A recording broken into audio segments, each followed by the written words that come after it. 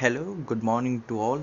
चलिए आज हम लोग इनऑर्गेनिक केमिस्ट्री का रिवीजन करते हैं। रिवीजन और मीन्स पूरा ही रिव्यू कर लेते हैं जो जो इम्पोर्टेंट है हमारे अपकमिंग जेई मेंस है एग्ज़ाम फरवरी के लिए। तो चलिए हम चालू करते हैं एस ब्लॉक से।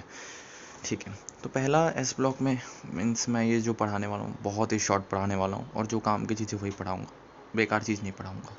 पहली बात, एस ब्लॉक में दो होते हैं, alkali alkaline earth metal. Alkali metal कौन होते हैं? फर्स्ट ग्रुप वाले होते हैं और सेकंड ग्रुप वाले एल्कलाइन अर्थ मेटल होते हैं। एल्कली मेटल में कौन कौन होते हैं? Lithium, sodium, potassium, rubidium. और एल्कलाइन अर्थ मेटल में बेरिलियम, मैग्नीशियम, कैल्शियम। हम सबको पता है, कोई नई बात नहीं है। ठीक है, अब हम दूसरे चीज़ में चलते हैं। दूसरा जो इसका इंपॉर्टेंट पार्ट है, एल्कली के बारे में पढ़ेंगे, फिर एल्कलाइन के बारे में पढ़ेंगे। एल्कली मेटल में आपको क्या इंपॉर्टेंट है, मैंने बिल्कुल अच्छे से एनसीईआरटी करके रखा है। और जो इंपॉर्टेंट है एल्कली मेटल में क्या इंपॉर्टेंट है, हमें कॉमन ट्रेंड याद होने चाहिए, बहुत ही आवश्यक है। कॉमन ट्रेंड में हमें पहला कॉमन ट्रेंड है हाइड्रेशन एंथैल्पी। और इसमें एक छोटा सा फंडा है, hydration enthalpy inversely proportional to size होती है। तो साइज होती है तो लिथियम सबसे छोटा तो वो सबसे बड़ा, और वैसे ही सीजियम देख लीजिएगा, कोई बहुत आसान है ये। फिर दूसरा चीज़ density and conductivity. Density and conductivity directly proportional to size होती है। बस इतना अच्छा छोटा सा फंडा याद रखना, पूछेगा तो लिख देंगे। सीजियम सबसे बड़ा तो सीजियम का सबसे अच्छा डेंसिटी। फिर तीसरा चलते हैं आयनिक रेडियाई इन वाटर। वो भी सेम, रेडियस वाटर में इन्वर्सली प्रोपोर्शनल होता है साइज़ का। ठीक है, तो हमें ये पता होना चाहिए। फाइन। और उसके बाद हम चलते हैं मेल्टिंग पॉइंट। मेल्टिंग पॉइंट जो होता है वो भी इन्वर्सली प्रोपोर्शनल टू साइज होता है, इसलिए लिथियम सबसे छोटा तो वो सबसे बड़ा।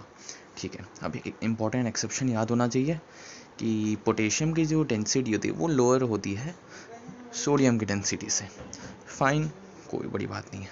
बस अब थर्ड पार्ट चलते हैं हम लोग। इसमें पढ़ेंगे trend for alkaline earth metal. ABCD जो सारी समझाएं वो सारी सेम है, बस कुछ अलग है, वो आपको बता देता हूँ। ठीक है, और एक और चीज़ एक्सेप्शन, बेरिलियम जो है वो एक्सेप्शन है कि वो एल्कली मेटल है, नहीं एल्कलाइन अर्थ मेटल नहीं है। ठीक है, अब हम मूव करते हैं सॉल्युबिलिटी के ऊपर। सॉल्युबिलिटी में हमें पता है कि सॉल्युबिलिटी में both in carbonate and sulphate. इसमें क्या होता है, सॉल्युबिलिटी में डायरेक्टली प्रोपोर्शनल होता है change in difference of radii. तो बेरिलियम सबसे छोटा और सल्फेट बड़ा, तो इनमें ज़्यादा चेंज है तो ये सबसे बड़ा होगा। ऐसे ही ये दोनों ट्रेंड है, याद रख लेना। ठीक है, इसमें कुछ खास मैं बता नहीं सकता। और thermal stability directly proportional to ionic conductivity. Ionic conductivity size के बराबर होता है। ठीक है, तो वो भी उल्टा इसका ट्रेंड चल जाएगा, बस ज़्यादा याद नहीं रखना है। अगला अगला कलर के ऊपर है, ये आपको भाई याद रखना पड़ेगा, 2 से 3 बार लिख लो हो जाएगा, कोई बड़ी बात नहीं है। तो इसमें क्या है, lithium, sodium, potassium, rubidium, caesium, beryllium, magnesium, calcium, strontium, barium. तो ये सब की ट्रेंड है कलर के, मतलब ट्रेंडिंग कलर है, याद रख लेना। पूछा है, बहुत बार पूछा है, पर याद ही रख लेना। बेरिलियम मैग्नीशियम का नहीं होता है, पर एनसीईआरटी में थोड़ा ग्रेश लिखा है, हो सकता है, तो ये सब याद रख लेना। ठीक है, फिर अगला पार्ट में मूव करते हैं। केमिकल प्रॉपर्टी बहुत ही छोटा सा है।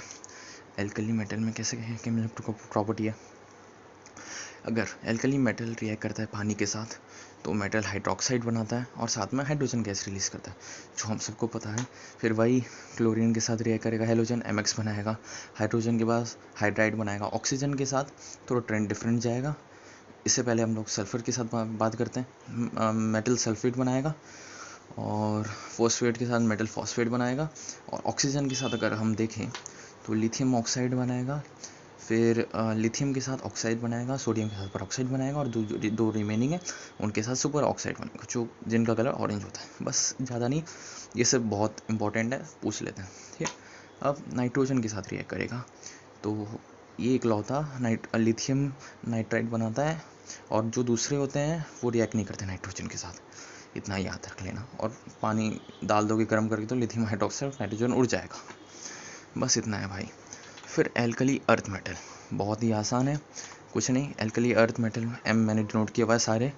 वो लोग क्या करते हैं, फॉस्फेट के साथ सेम रिएक्शन है, हेलोजन के साथ सेम रिएक्शन, वाटर के साथ सेम रिएक्शन जो है एल्कली में, हाइड्राइड के साथ सेम रिएक्शन, सल्फेट के साथ सेम रिएक्शन, और नाइट्रोजन के साथ भी सब नाइट्राइड इसमें बनाते हैं, इसमें नहीं बना देते, इसमें सब बनाते हैं। बस डिफरेंस आता है ऑक्साइड के साथ, सारे ऑक्साइड बनाते हैं, पर ये बैरियम है ये थोड़ा एडवांस है इसलिए सुपर ऑक्साइड बनाता है। ठीक है, अब हम मूव करते हैं लिथियम के कारनामों। ये एक्सेप्शन वाले बात हैं, लिथियम के बहुत सारे कारनामे हैं। जैसे लिथियम नाइट्राइड को आप थोड़ा गर्म कर दोगे तो लिथियम ऑक्साइड बन जाएगा, नाइट्रोजन ऑक्साइड बन जाएगा, डाइऑक्साइड बन जाएगा और ऑक्सीजन बन जाएगा। बल्कि अगर आप सोडियम नाइट्रेट को करोगे तो नहीं, ऐसा नहीं बनेगा। ये याद रखना, बहुत इंपॉर्टेंट, बहुत इंपॉर्टेंट, टू इम्पॉर्टेंट। ठीक है, पूछ लेता है ब्राउन गैस ये सब में। फिर लिथियम को आप इथाइन के साथ रिएक्ट करोगे, कुछ नहीं बनेगा, एक्सेप्शन केस है। ठीक है, इसका मैं नहीं समझा सकता, पर नहीं बनता है, रिएक्ट नहीं करता, बाकी सब करते हैं। और लिथियम सबसे खतरनाक रेड्यूसिंग एजेंट है, पूछा गया है। और रिएक्शन विद उसके बाद चलते हैं अगला पार्ट, रिएक्शन विद अमोनिया, जो जान है एस ब्लॉक की। अगर इसमें मैंने बहुत ही सिंपल वे से समझाया, जैसे मेटल है वो आयनाइज हो जाएगा, मेटल प्लस आयन प्लस, और मेटल प्लस को आप अमोनिया के साथ एक्स मोल्स के, और इलेक्ट्रॉन को वाई मोल्स के अमोनिया के साथ रिएक्ट करो तो ये बन जाएगा। उसके बाद इसका एडिशन कर दीजिए तो आपको एक ब्लू कलर का सुंदर सॉल्यूशन बनेगा। और ये ब्लू कलर का सॉल्यूशन क्यों बनता है? अमोनेटेड इलेक्ट्रॉन के कारण। ठीक है, और बट कॉन्सेंट्रेशन, और अगर सोचो इसमें ना, अगर आप और ज़्यादा इसका कॉन्सेंट्रेशन बढ़ा दोगे ना तब, और ये पैरामैग्नेटिक होता है पहले, और अगर आप इसका कॉन्सेंट्रेशन बढ़ा दोगे तो ये ब्राउन बन जाएगा और वो डायामैग्नेटिक होगा। याद रख लेना, पूछ सकता है।